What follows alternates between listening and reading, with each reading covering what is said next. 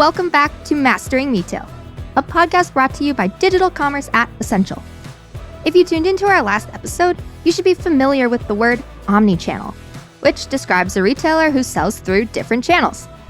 When it comes to winning on Walmart, understanding Omnichannel is mission critical because you have to understand how Walmart thinks and operates in order to win. How to serve a customer more effectively in a way that is convenient for them, and that's really central to what Omnichannel is all about. For this episode, I have an Omnichannel expert with me to help me learn more about this Omnichannel buzzword, some would even say, who even worked for Walmart and Sam's Club for some time. You'll also hear his 3 key points for success when it comes to Omnichannel. Before we roll, let me set the scene for you. We are in Rogers, Arkansas, in a dark studio, and there is a roaring thunderstorm occurring outside. We've got the nice thunder going in the background. Despite that, my guest and I were lit up with excitement to get the conversation going. I'll allow him to introduce himself. My name is Scott Benedict, and I'm the Vice President of Partnerships for White Spider, and have been with the company now for coming up on about 5 months.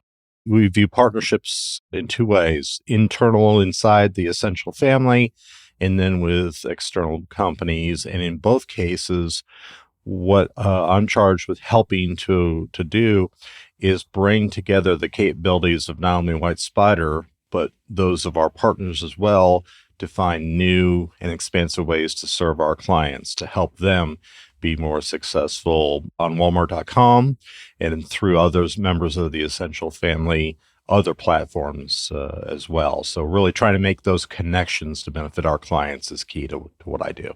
I already mentioned that Scott worked for Walmart and Sam's Club, but that's not all. I actually spent a lot of time within Walmart and Sam's Club and was part of the team that started Walmart.com and was also with SamsClub.com for a period of time. But right before I joined White Spider, I was actually the director of the Center for Retailing Studies at Texas A&M University. So that was kind of a neat opportunity to help develop the next generation of retailing leaders, and really enjoyed that, but kind of missed the Northwest Arkansas area. Have known the team at White Spider for years as friends and colleagues, and when the opportunity came up to join the team, I just jumped at it because I'm really excited to be involved in the work that we're doing. And before we get into Omnichannel, I'd ask one of my recurring questions for this series. What is the last thing you purchased from Walmart? Actually, my son is a huge fan of Kellogg's Special K cereal. Specific? Yes, maybe you didn't want to know that much detail, but I'm sharing it anyways. And so I picked up a box of that at our Walmart neighborhood market right here between our office and my home, and got him set up for breakfast for the next week or so. Is that the one, like the strawberries? It has this little strawberries in it. It has strawberries and a couple other flavors in it that he very specifically wants that flavor of Special K, and has been a fan of that since he was a little boy. He's 21 now. He's an adult, but he's loved that cereal since he was a little boy. So, all right, I'm going to ask you a question now, and we'll come back to it at the end. But just something that's been on a digital wish list of yours. You won't actually buy it, but it's always either in your mind or on a tab on your computer if you're like me. But you just will not actually purchase it. But we'll come back to it. Okay. Sounds good. So it's like foreshadowing in literary terms, right? Yeah. Gotcha. Fancy. Mm-hmm. I like it. So now I've hyped up Omnichannel, and I've already used the word Omnichannel at least 8 times. But what does Omnichannel actually mean? Well, I think the term, as most leaders in the industry use it, is meant to kind of talk about allowing a consumer to shop when, where, and how they choose, and the work that we in the retail community are involved in to make that happen, and make that possible. But the core of it is how to serve a customer more effectively in a way that is convenient for them, and that's really central to what Omnichannel is all about. And that can mean consumers wanting to shop on an app, in a store, online, all over the place. Or a combination thereof. A lot of consumers, particularly those that shop at Walmart, may begin their digital journey or their shopping journey in a digital format on either their desktop computer at home are on a mobile app when they're on the go, but ultimately pick up that purchase at a physical store. And Walmart and a lot of other retailers have really made significant investments in infrastructure to make that happen, to make that available to them, because that's a way a consumer in many cases wants to shop, particularly those families that are really time pressed and for whom that is an incredible time save and a convenience. And so making that possible is a big deal. Walmart has been an omnichannel retailer for some time, but the way that people shop has definitely changed due to the pandemic, where it wasn't as safe as it once was to physically go to a store to get what you need. I asked Scott about how consumer shopping behavior has changed because of the pandemic. I think the fact that the pandemic was really a part of people's lives, well, it still is in many instances, but it was for 2 years. And most psychologists say a habit takes 21 days to manifest, and we've had well more than 21 days for this to change.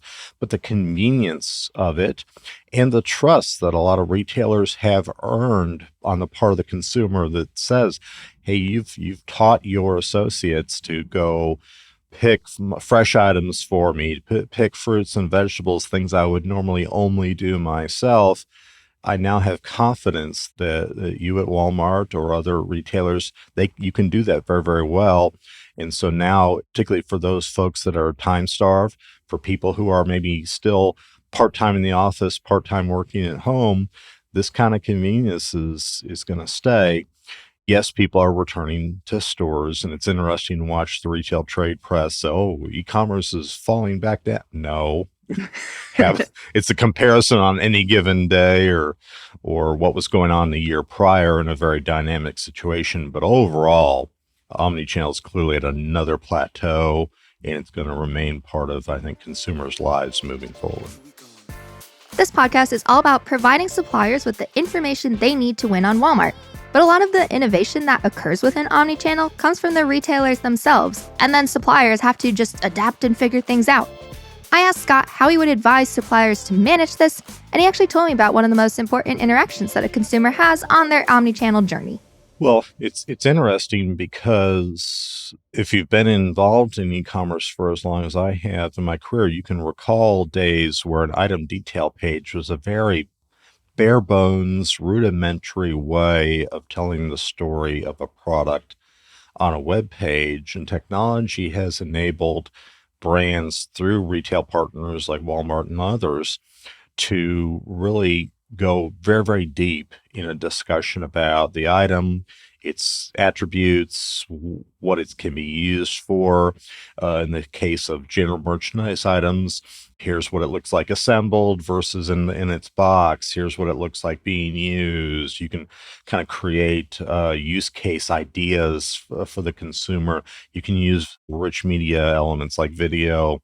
Ratings and reviews obviously play an incredible role in that. So the product detail page has become ultimately incredibly more sophisticated.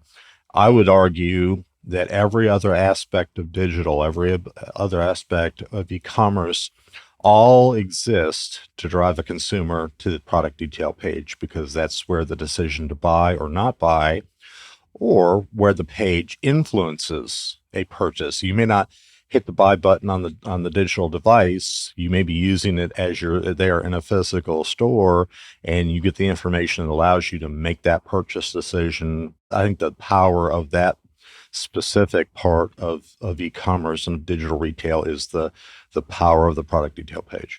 Before we get into Scott's 3 key points on how to achieve omnichannel success, I had to ask one more question about Walmart. With so many physical locations, all 4,700 something of them, I would assume that Walmart would have an advantage when making omnichannel operations work. But that's not everything there is to Walmart's success. Would you say that Walmart has the most significant advantage when it comes to omnichannel just because of how large their physical presence is? That is certainly a presence, but I think also as a former Walmart associate, I got to see a lot of studies and surveys about how customers felt about Walmart. And Walmart has, over the 60 years of its existence, learned a lot of trust on the part of consumers. And they've also always operated with this kind of mindset of never being too satisfied, never being content with anything, always looking for a way to improve the business. And I think those are good qualities, both in an individual and in a company, to really, if you say you're all about the customer and serving the customer, that's great. But do you act upon it? And the thing that I've observed both when I was inside the company and now as an outside observer is there's always a desire to refine and improve aspects of the business to serve a customer. And if you never are one to kind of rest on your laurels, but always trying to improve things, that's a formula for success in any kind of business, retailing or anything else, most certainly in retailing, I would think. Let's get into Scott's 3 key points. First up, making sure that if you're with a consumer brand that you're leveraging the best possible expertise on how to drive your business that you can find. The algorithms and a lot of the back office technology of Walmart is different than, for your example, you work every day a lot on the Amazon business. Walmart and Amazon are not identical. There's a lot of common elements to success for a brand, but there's unique elements. So using a team that has expertise and understands how to win on the platform that you're thinking about or that you're focused on any given day, that absolutely, I think, is number one. You're going to make me go into 2 and 3, or do you want to? You're thinking about it. I'm thinking about it. Follow-up question would be just, how do you find that expertise? And do you have to partner with an agency? Do you need to? I mean, I'm sure you're going to be like, yes, please, my MVP of partnerships. Well, you do know that White Spider is who pays my salary. So, of course, I'm going to say yes. Yeah. But I also mentioned I've been a friend of the company for years before I came to work here. And it's because I saw that that's what the company does. That's what we do. That's what our SKU Ninja platform enables. Yeah, so more thunder. Hopefully, whoever's listening to this listens to it on a sunny day, because it's not a sunny day here. But that getting to know White Spider as a friend and a colleague before coming to work here is part of why I wanted to come here, because I felt that the work that we do is so critical to the question that you answered, and why I'm so proud to be a part of the team, because I know not only do we have tremendous technology, but we have expertise that doesn't exist elsewhere, that understands Walmart and its platform in ways that a lot of other companies don't. So it may appear a little self-serving that I sound like a commercial for White Spider, but I'm totally okay with it, and I actually believe it, and I would believe it even if I didn't work here. Is there any way for a supplier to survive? The word was coming. I had that in my head. Any way for a supplier to survive without this help? Well, yes. I think it's always possible to just be present, to have a page, to have your images, your copy, and at the rate that e-commerce is growing, you'll be moderately successful. And if good enough is good enough for you, then yeah, go right ahead and do that. I'll just say I'll probably going to pray for you, because the world is becoming a more competitive place, not a less competitive place. And there's a lot of brands that are really leaning in to this aspect of the business. And the thing that's different with Walmart suppliers versus Amazon is they've got to think about both digital and physical retail. They don't get to choose one or the other. Their success on the Walmart platform, it sounds like I'm talking about just the digital platform. No, Walmart is a retailer across physical and digital. If you're not willing to do the things to really be successful and to serve clients or serve your customers, somebody else probably will. Okay, so the thunderstorm isn't getting better during this interview. So let's get it over with once and for all.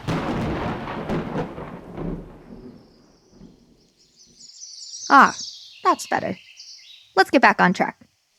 Once you've leveraged the best platform expertise you can find, that sets us up for Scott's second point, which is understanding how to best leverage internal versus external resources to your advantage beyond just finding the expertise. The second thing is really kind of what we were just talking about, making sure you make good decisions on how you invest the time, effort, and resources of your team, where you need to have capabilities inside your team, where you can use outside agencies and companies like White Spider and Flywheel and others to be successful.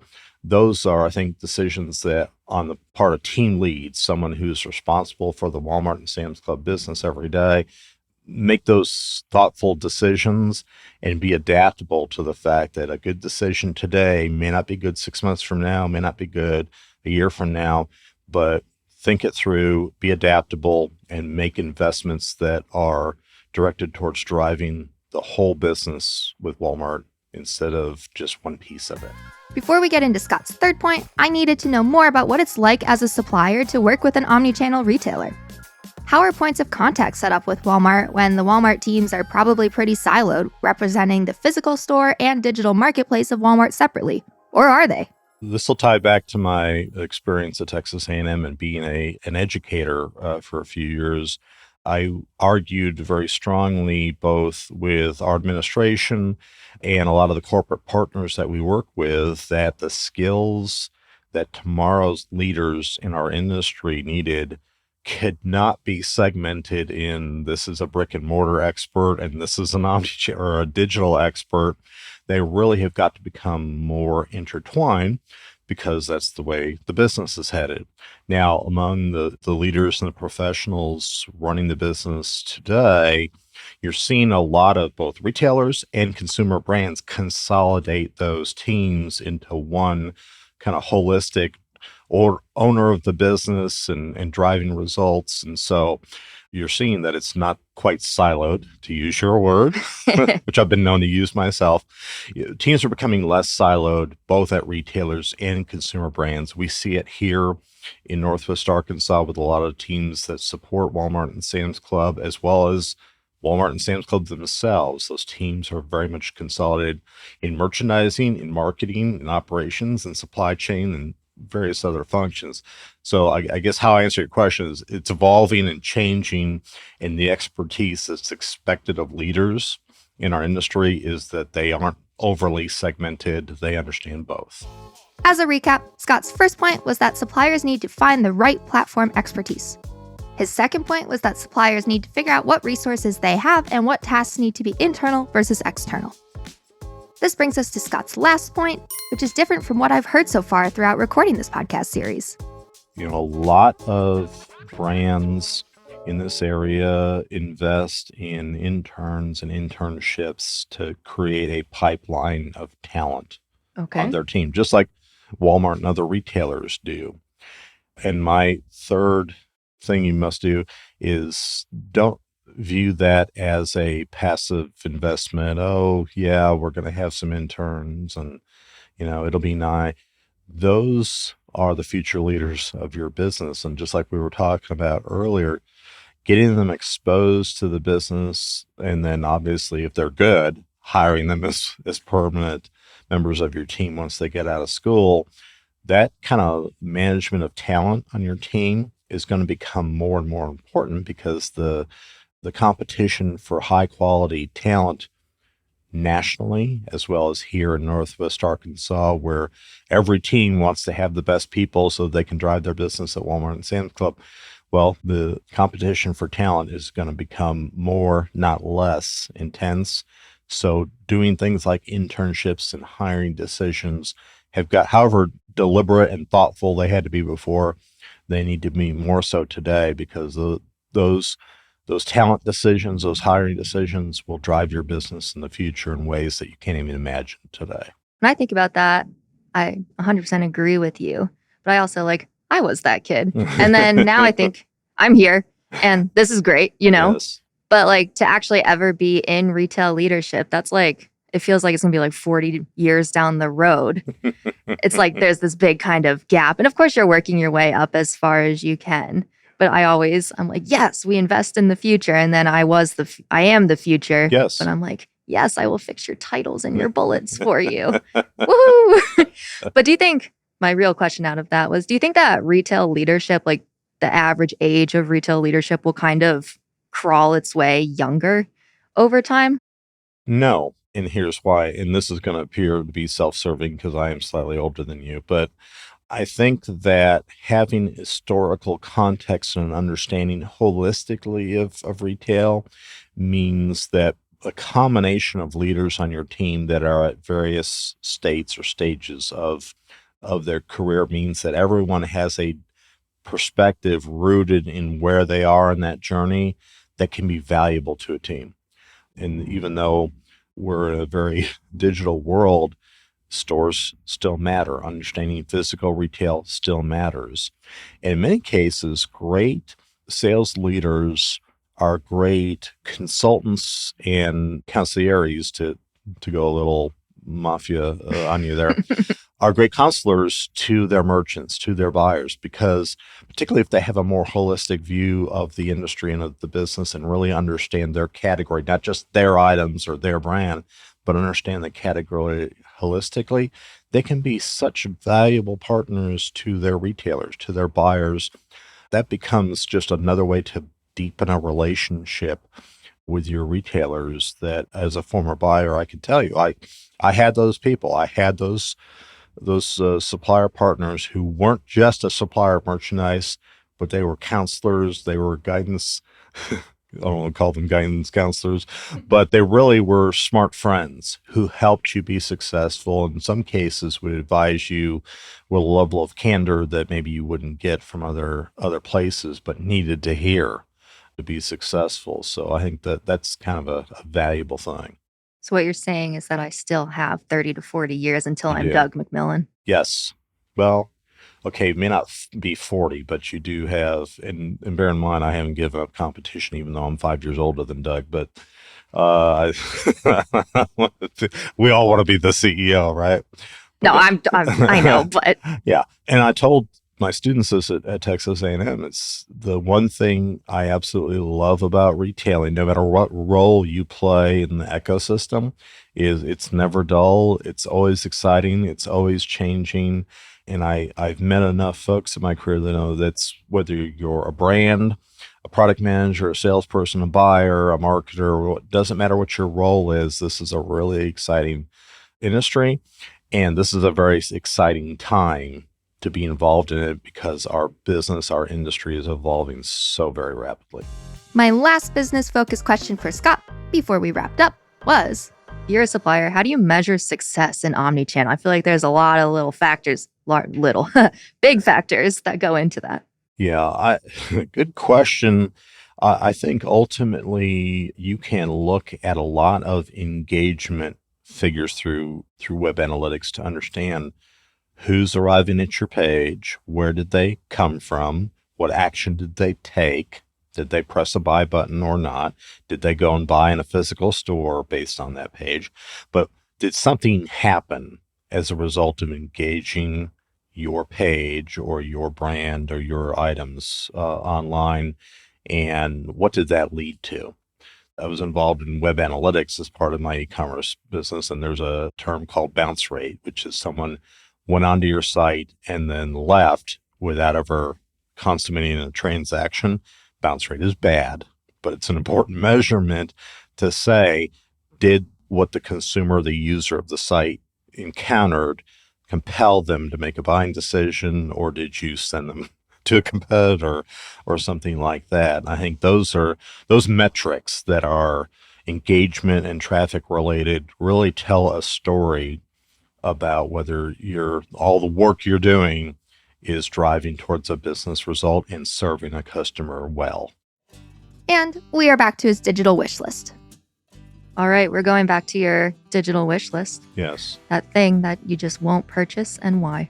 There's a lot of things that could be there, but here's the thing.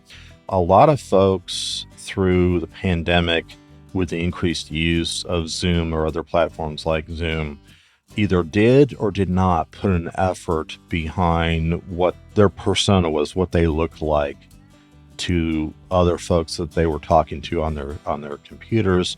And I debated whether to invest in, those ring lights that that give you, you're laughing, those ring lights that you can buy. Yeah, they make you look better. That make you, well, they make you look better than a dark silhouette, or you've got light on half of your face because your window's on this side of your face and on the other side it's dark. And I've debated whether to make that investment in one of those ring lights, because you keep hoping, well, I'll be doing less online chats going forward because the pandemic's coming in. No, it's not. Even as the world gets better, our ways of working have changed, and I need to invest in one of those lights, but I haven't quite. I got a really cheap one once. I returned it in 7 days. It was so bad, but I feel like I need to make an investment in those lights, and then a cool microphone like what we have here in our studio. Having a great microphone at home to really make your voice as well as your appearance come through great on Zoom calls or Google Meets or whatever platform you're using. So that's my confession that you got out of me on that topic. Last question.